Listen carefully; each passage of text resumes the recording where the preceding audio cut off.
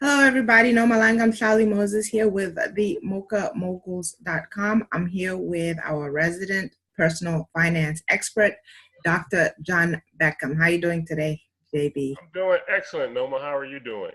I'm doing great. So we have some great information here today, which is about before you do.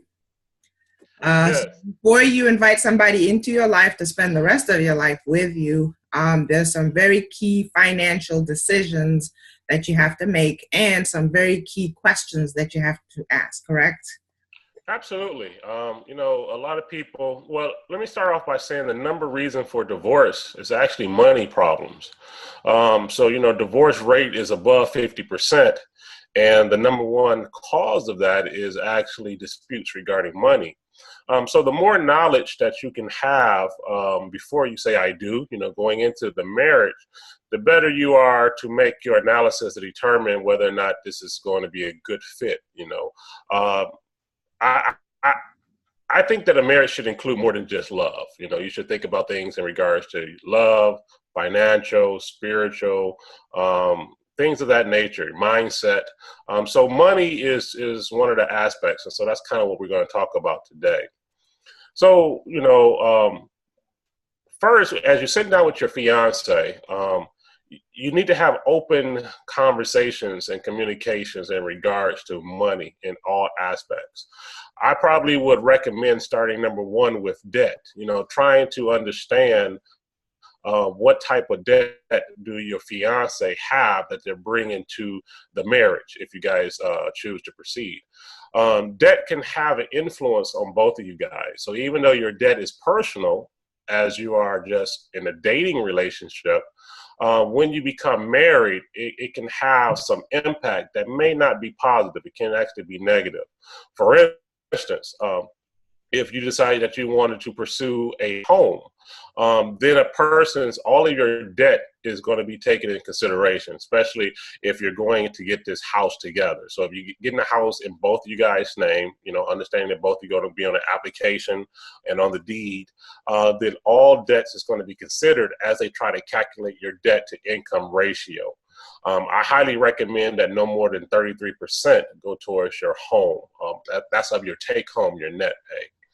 And so therefore, if one of the potential spouses have, say they have, I'm just making numbers, $1,000 coming in a month for income, but they have $1,000 or 990 or even more than $1,000 going out for debt, then that's going to prohibit how much you can qualify, not just for a home, cars, anything that you want to do together. Also, if you're trying to save for whatever type of goals or anything that you want to do in the future, then that person's ability to contribute to the savings is greatly diminished because all of their money is going to pay back debt and not actually help contribute to some of the goals and aspirations that you may have as a couple. Now, not to say that if a person has debt that you should not get married. I'm not saying that at all. I'm saying that by having an open conversation, then you guys can say, okay, hey, I accept this, and let's create a strategic plan of how we can totally and quickly eradicate this debt so that it does not hold us hostage on some of the things that we would like to do as a couple moving forward. So number one is debt. May I add something or Yes. ask a question or Yes. offer something? Mhm. Well, I'm just going to say that I think that most people buy homes with debt, right? Mhm. That's my disclaimer. That's my son making noise in the background. But most people buy whatever they're going to buy with debt, correct? Yes. Which we would then call a mortgage, and everybody has normalized that. Mhm. But is it possible that there's a different way? For instance, you can have an inheritance and then just buy a house outright. You can build from scratch. So there's other ways other than debt to arrive at a point where you have a house. Although the most common way is through, obviously, asking somebody, a bank to loan you money and then get a house. Absolutely. So, in other videos, we talk about some of the things of trying to secure or obtain a home for individuals. So there's many ways to get a home. Inheritance, your parents or somebody else can buy one for you. You can maybe if you're dating or have a spouse, they already have a house that's paid for, so a person can kind of move in. You can have a personal money mortgage where you maybe not go to the bank to get a loan, but a friend or family might hold the mortgage for you. You can do a rent to own where part of your rent payment is actually going towards the purchase of the home. So there are various avenues for securing a home outside of just debt. I mean, you could pay cash for it, right? Or you could sell some stocks and bonds and pay cash. But even if you pay cash, if a person still has a lot of debt and say the majority, if not all of their income is going towards minimum payments of the debt or even trying to pay some of it off, with a home, you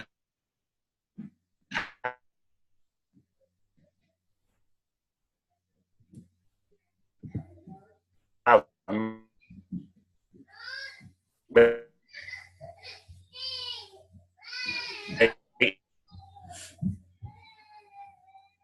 maintenance, you have upkeep, you have insurance, you have property taxes. So you cannot, it goes beyond just the ability to obtain a home. It's also maintaining, things come up, replacing, fixing, as well as your insurance on a house is going to be a lot higher. Your taxes are going to be a lot higher because now you're paying property tax, school tax, county taxes in regards to your home. So again, before you move on, JB, you froze for a second. So I want to make sure we heard everything you said. You talked about it's not just about the debt from buying the home. There's other things to consider. And one of the things I heard was property taxes, but some of it was a little muddled. So just those few points again, please. Yeah, so other debts that you will incur with the purchase of a home outside of just a mortgage, if you borrow to receive to obtain a home, is taxes, property tax, school tax, county tax, also insurance. Your insurance on a home is going to be significantly greater than renter's insurance on an apartment. Also maintenance and upkeep. If you're moving from an apartment now, you have to maintain a lawn, you have to shovel the snow, or you have a service to do it. And with a home, things need to be done. Fixtures break or water drips. You can literally, if you chose to, work every single day in either updating, adding on, or fixing something in your home. And if a person that you're looking to get married to, your fiance, is leverage, 95%, 100%, or even over 100% in debt, then their ability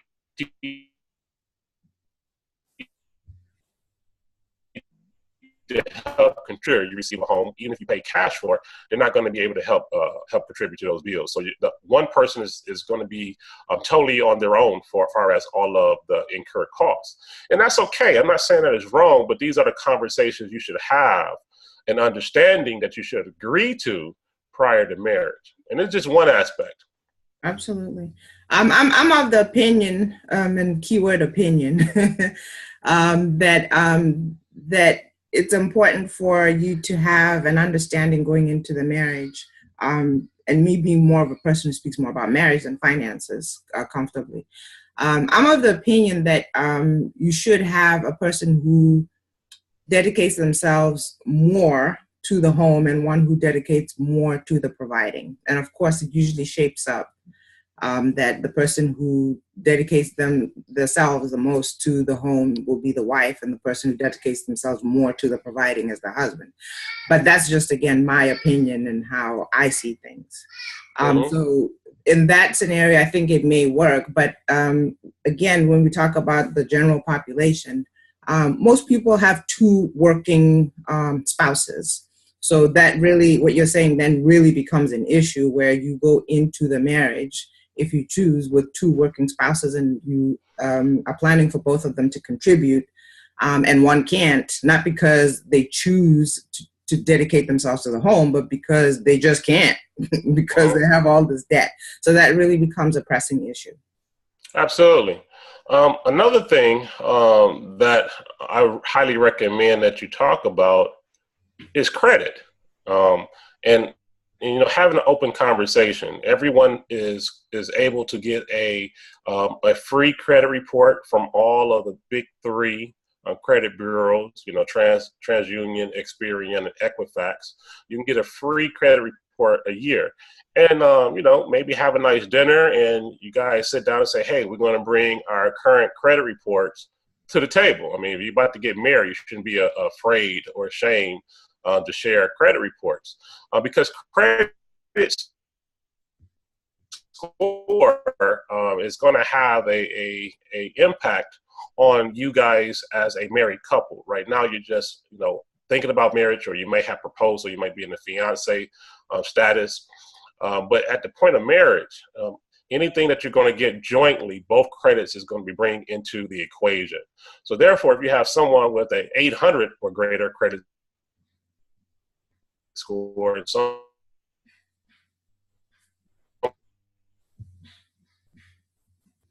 with a 500, uh, that's going to significantly impact your ability to be able to get anytime that brought into some other things that you want to talk about. Charge-offs is another reason that a person's credit score can be pretty low.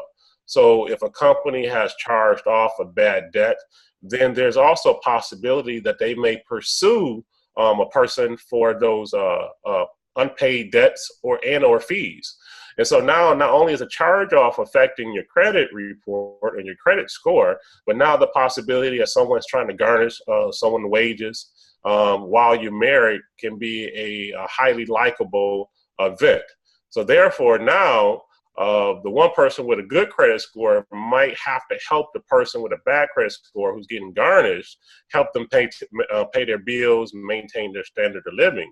So these things that you want to talk about, Can you explain further what a charge-off is? So a charge-off is, let's say, there's a MasterCard or a Visa. And so you charge a MasterCard up to $10,000. A person say, you know what, I can't afford to pay this, so they just stop paying. All right. And so what happens then is that credit card company, after many attempts to contact you and get their payment, they send you to a collections agency.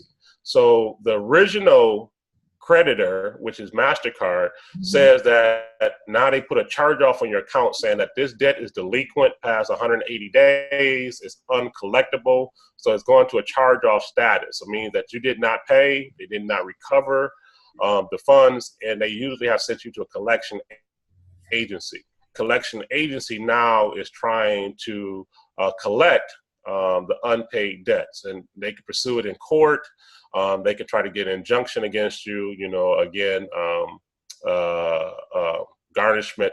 And, now if you start to talk more, because most credit cards is unsecured. So if you start talking about a secured debt, whether someone as a person or repairman came in and did repairs to your home and you did not pay them, or your automobile, anything that can be secured. A person who did some type of service for your home can actually put a lien against your property. That means that, if you try to sell this property before you get paid, they receive the funds, and then whatever left over, you get it. As well as they will also try to go to court to get a judgment and a judge order to garnish your check because of the money that's unpaid that you're unwilling to pay voluntarily. If it comes down to automobile, once that company has put you in a charge-off status, then they try to go and to a repo company, repossession company, and have your vehicle repoed. Not only will you be responsible for the unpaid portion that you did not pay, you're going to be responsible for any fees that they had to pay for the repossession, and any debts that still are outstanding as far as going to court, lawyer fees, legalities, things of that nature. Even if they auction your car, if you owe 10 grand, they auction your car for $2,000, you are still held accountable for that remaining $8,000 that they did not receive. So it's very vital, paramount to understand what are the present and future implications that you might be walking in together as a married couple based upon someone's immediate past. Yeah, so that whole process sounds also a lot like when somebody loses their home, and Yes. then the bank sells it, and even if you think you're done with it, you're not really done with it because they're still going to come for you for whatever they didn't recover. Okay, so we have debt, then we have credit. Yeah, another thing that I recommend talking about to your potential spouse is your money philosophy, because that can lead to some huge arguments. If one spouse is a saver and believe in saving for rainy days, or maybe, you know, they're thinking about the future, whether or not they want to take a special trip or open up a business or anything of that nature, and the other spouse, the opposite spouse, is a spender, that can lead to some huge arguments where one person is trying to save and the other person is spending as fast as they can save it. So you want to have a conversation about your money philosophy. You might have one person who believes in tithes, you know, giving to a church 10% of everything that they make. Another person may not believe in that. One person might be philanthropic, where they believe in helping organizations and helping people within the community. And another person may or may not. And this is the reason why I say may or may not. I remember reading an article about Warren Buffett and his first wife. So his first wife was very philanthropic, and she wanted Warren Buffett to contribute money, you know, to help out people who are less fortunate. Where Warren Buffett was not against that, he just didn't want to give initially. He wanted his money to work for him for the longest period of time, which you get you get compound interest on your dollars, so your dollar is actually able to grow faster. And then once he secured a substantial amount of money, towards the later years of his life, give back. So even though both of them wanted to give, they had a different time frame for giving. You know, his wife wanted to give from day one. Warren Buffett said, hey, let me accumulate a lot of money and I can actually give back more money by waiting. So it's kind of like a delayed giving, if you will. Be problematic. And in the article I read, you know, they had issues in their marriage because of that. One person can say, hey, you know, I'm not concerned about my community or anyone else. I'm only concerned about my wife, my husband, and the kids that we bring as a union into this family. I'm never going to say one is right or wrong. That's not why I'm here. What I'm saying are these are things that you want to consider and have communications about prior to getting married, because as we know, as indicated, money is the number one cause of divorces. Right. You talked about tithes, right? So a person can have a difference in tithes. One person might say, hey, they believe in giving 10% on the net that they bring in. Another person might say, I give 10% on the gross. Those numbers can be drastically different. So you want to understand, what is a person's money philosophy? Is one person an investor, where they say they want to invest, you know, 20% of their income coming towards buying assets or a future business? And another person might not feel that way. And so that's very important to have these conversations. Right. You know, speaking as a huge advocate of marriage, I would say that one of the things that I think is important to establish from the beginning, and this is not financial advice, it's marriage advice, which I think in this conversation is quite relevant. I think it's important to establish in the beginning that different people have different roles in the marriage. And of course, everybody can establish what they want, the way they want to establish it. However, I think that money is one of those things that is that can become so volatile that it's important to be able to know that at some point you have to get into a rhythm of knowing that you have to defer to one person. Now, granted, obviously, if you have two people in a relationship, they have consideration for each other. However, there does have to be one person who has final say. Otherwise, it could just create that back and forth. But if it's pre-established that, okay, you have this philosophy, I have this philosophy, I'll take into account what you're saying and consider it, and then I will make the final decision. I think that works better. I'll even take it further and say my personal opinion, which is not just it's not just a careless opinion. It's based on what tends to work. My personal opinion is if you're a wife and a husband, it's more prudent to just defer to your husband. And if you have an excellent marriage and an excellent spouse, it's very, very likely that they will take into account what you have as a philosophy and take into account what they have as a philosophy and then make the best decision. I always say that at the end of the day, you can have a lot of problems, but when you run your marriage properly, the one thing you won't have is a marriage problem. And if you're not handling your finances correctly, you're creating not just financial problems, you're also creating marriage problems. I think that was why it's so important to put that into perspective.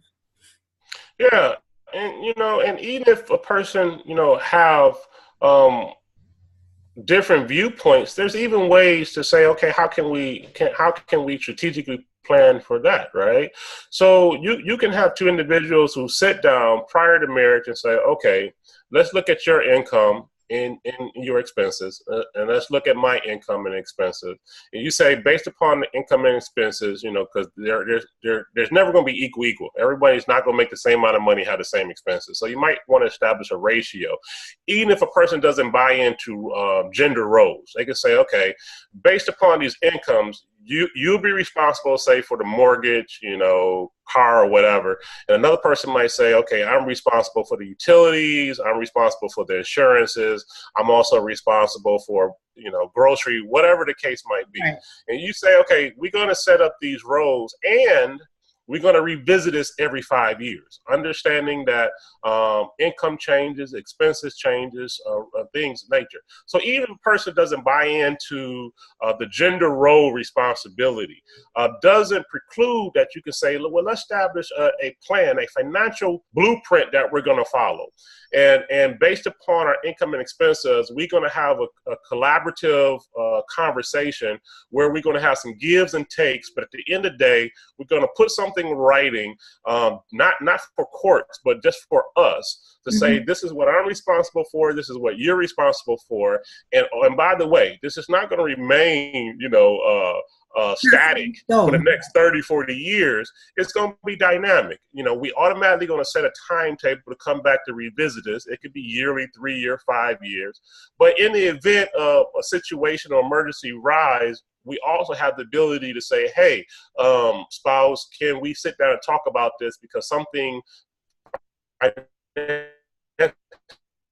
changed, and let's go back to our rent and make some adjustments. And I think that's vitally important, because that gives you the ability to say, hey, we are going to have some gender roles responsibility, or no, that doesn't work for us, but it still gives an open dialogue to come up with a strategic plan on how we're going to handle finances. Absolutely. Yes. Thank you for putting it that way, because even in a general marriage conversation, aside from just talking about finances, a renegotiation every few years coming back to the table is very important. So or a situation arise, say for instance, you got a young couple, and then all of a sudden one of the couple's parents becomes sick or ill or have a hardship. You're not going to say, well, we can't help you because we got this, document agreement set in stone. No.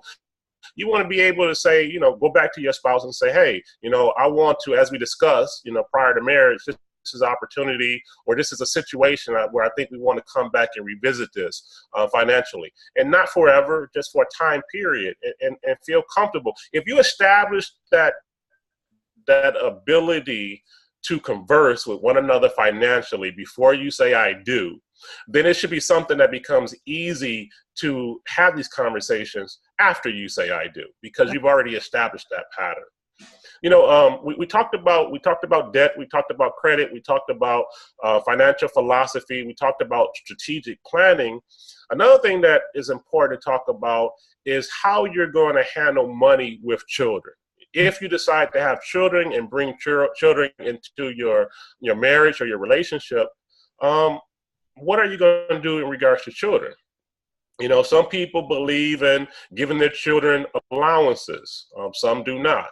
Some say that children have to do their chores in order to receive an allowance. Some do not. Some people say, hey, I'm going to pay for all of my children's college, so therefore I want to start planning ahead of time for my children's college tuition, room and board. Another a potential parent might say, well, I will take care of them up until you're 18. After 18, they're responsible for themselves. Again, I'm not here in this video to say what is right, what is wrong. I have my own personal viewpoint, but what I'm trying to disseminate here in our video is saying that these are important issues to have a conversation about before you say I do with your spouse.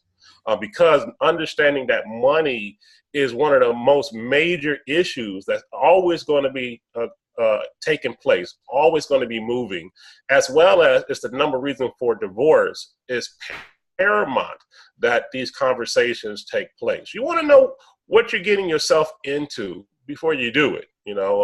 At least I would like to, and I believe most people will. Also, so understanding how are you going to handle money in regards to children? Do you believe in teaching children about money? Is that only through exhibiting them, seeing what you doing, or also does that include some type of curriculum? Sit down and saying, hey, this is what we do. This is X, Y, and Z. Some parents believe in when their children start working at no matter what age, they should help contribute to the household.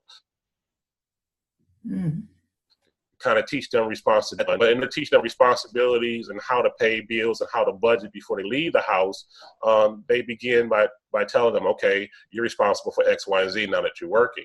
Some parents might vehemently disagree with that prior to getting married and prior to bringing any children into the union.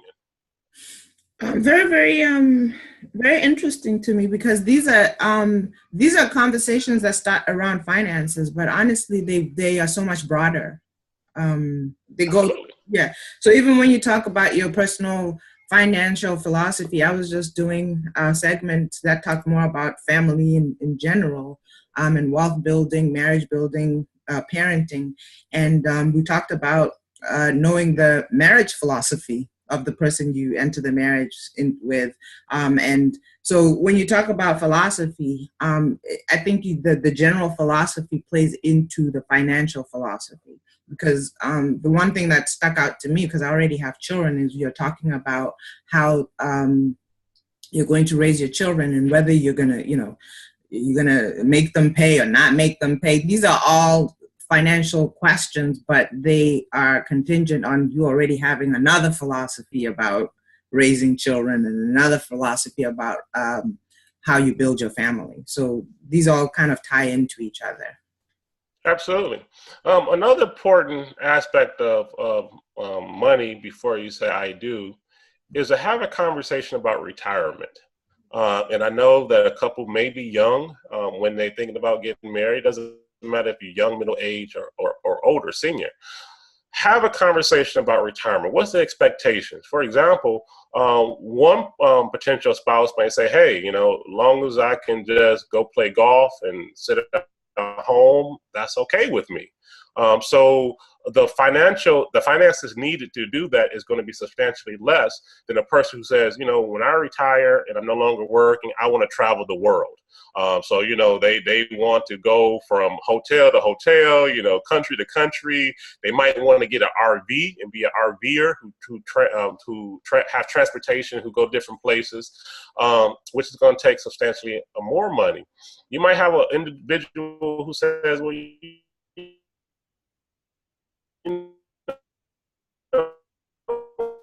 when I retire from my own business, a flower shop, whatever the case might be. So these are one more time. There's a slight pause there for just 1 second, and JB, just 1 second. You froze for a second. So the one thing that you said was you might have some people who want to, fly around the world or whatever, which sounds a lot like me. Then he said some people just want to get in an RV, explore the world. And then after that, I think you were leading towards somebody wants to maybe do a small business or something, but that didn't come through because it was frozen a little bit. Yeah, you might have someone who has aspirations when they're retiring, pursuing their dreams of starting a small business. It could be a flower shop as an example, whatever the case might be. The important part of this is having those conversations to say, okay, well, how do you feel about retirement? Because that's also going to determine how much of your income do you have to put away for retirement? You know, some people use 401ks, 403bs, or Roth IRAs. Some people use other types of assets, real estate, paper assets, whatever.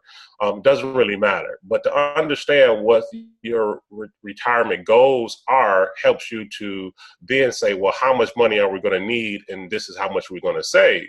Where one spouse might say, hey, I don't want to save that kind of money. You know, I want to spend more of it and enjoy more of it, because they might feel retirement is not promised to them. So again, these are important conversations to have. You know, one person might say, hey, I'm retiring at 50. Another person might say, I'm not retiring to 65. And if you're the same age, you know, we're talking about a 15-year difference. Is that okay? What is the expectations of a retiree versus, you know, still being married to someone who's working in the workforce? Do roles change? Do money responsibilities change? That's important to have these initial conversations about. Right. And then also semi-retired by 35 is another option. So yeah, so retirement is a big one. I know that we have at least one more thing, which is succession planning. And I only know this because I've been a student at the Personal Finance Institute, which of course you're the founder of. So just one last point, and then I'll let our audience know where they can find out more information. Yes. So the lastly is succession planning. Right. And succession planning is twofold. So most people think about succession planning as an exit strategy, or what do I do as I pass things on through inheritance or whatever. But succession planning actually starts now. And let me tell you the reasons why. Because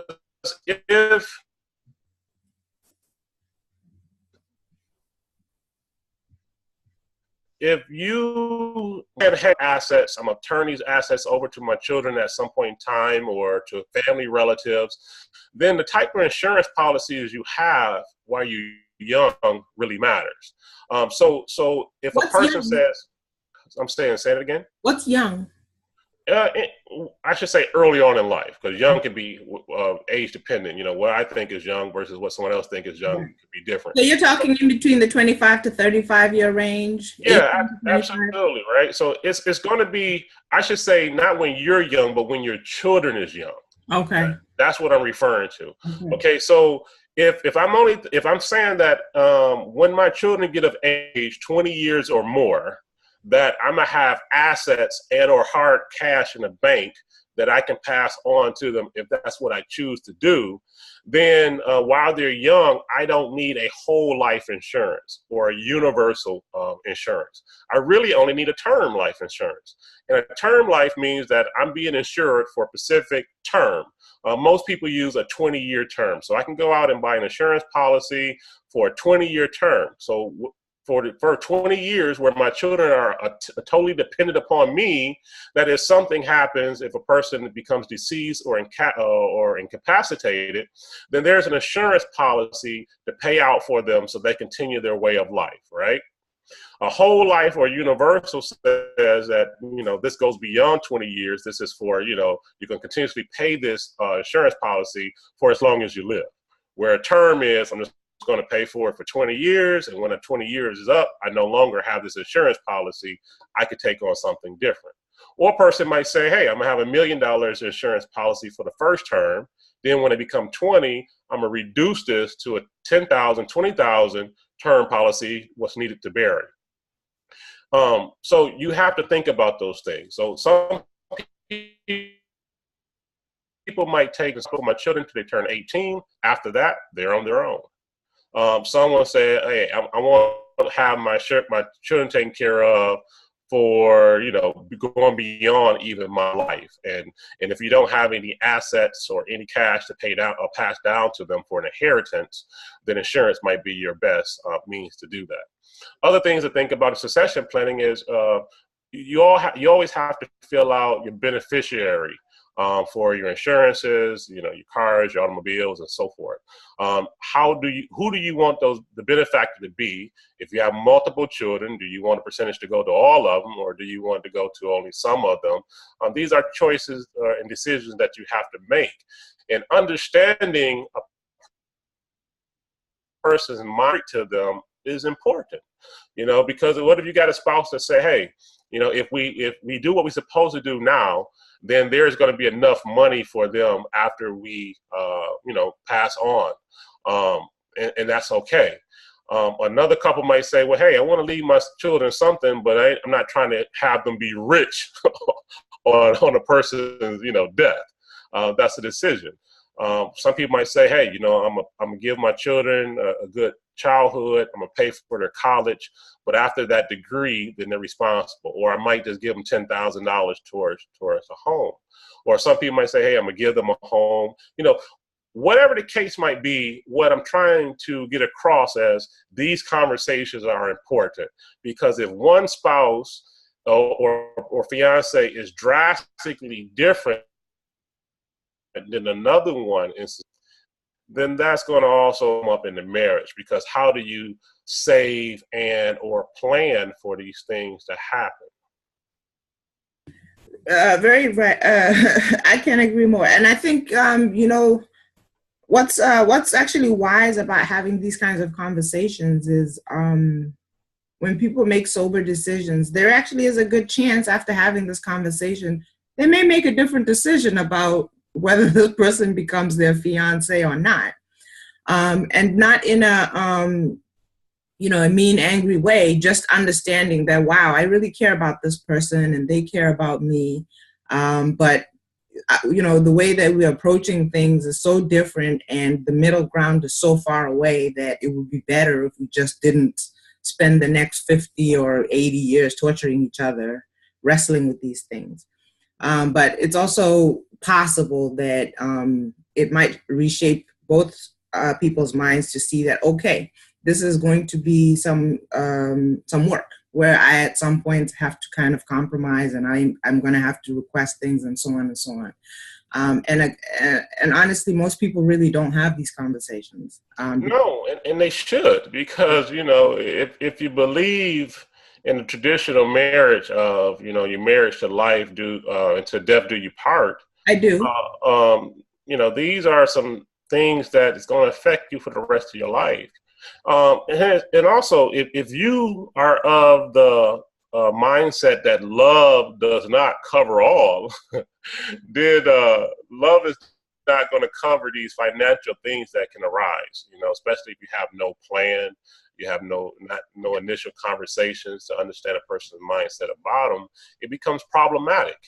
If you have already discussed these things, then you can say, hey, we already have a solution, or I know based upon previous conversations before we got married that this person is amicable to finding a solution together, which is actually more important than actually having a plan in place, is understanding that, hey, we got similar mindsets, we got similar ideals in regards to these things, and you have already shown yourself as a person who's amicable to sit down and to converse until we come up with a solution that might not be everything that I want or everything that you want, but I know that collaboratively we can come up with something that works together.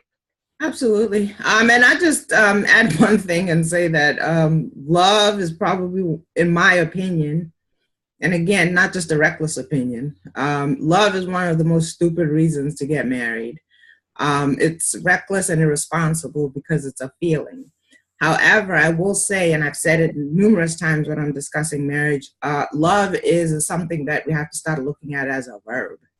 It's in the things that you do. It's in the mindset that you embrace, and that is that leads to more success than a random feeling that comes in and out when it feels like coming in and out. Yeah, kind of like a person who fall in love. Yes, and so that I don't like. Then they fall out of love. Yeah, then they fall out, or they love you today, and then because something happened, they don't love you tomorrow. You see how fickle and stupid it is? It's just like, not. Why would you take the rest of your life and place it on a feeling? It's one of the most irresponsible things that I can think of. And I think, and also, you know, having these conversations beforehand about money and finances and understand where a person is at financially, then it helps to put at rest some thoughts that maybe a person is trying to get married to you or to me, whoever the person might be, based upon an upgrade in their standard of living, which is based upon finances. You know, not many people want to get married if they feel like a person is only marrying them for their money or for marrying them for the lifestyle that they can have because of their money. Right. Now, you know, you have a name for those people. Yeah. And, you know, and some people are okay with that. Some people are okay with, hey, you know, I'm okay with upgrading you as long as I get what they want or what they are pursuing. But for most people, that can become problematic if at some point they feel like, well, they only was married because of the financial stability or the financial increase that they are bringing to another person to benefit from.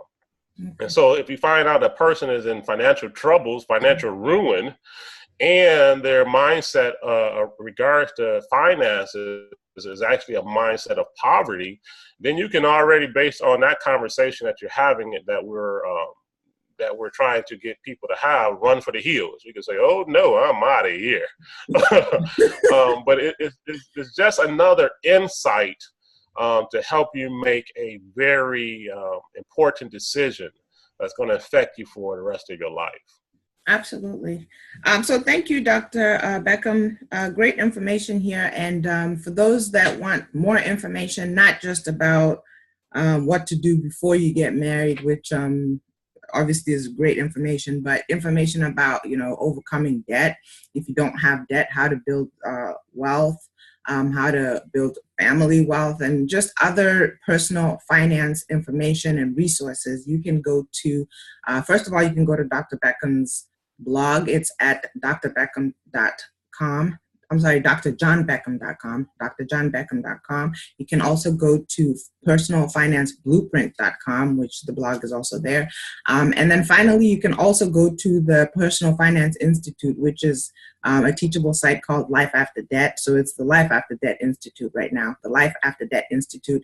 And there you'll actually find a series of videos, quick courses, and things that a lot of them are still under development, but I believe that there's a wealth of knowledge there that will really benefit you if you're a person who's really invested in, and I can't imagine why you wouldn't be, who's really invested in managing their finances in the way that will not just benefit them, but for future generations as well. Any last words, Dr. Beckem?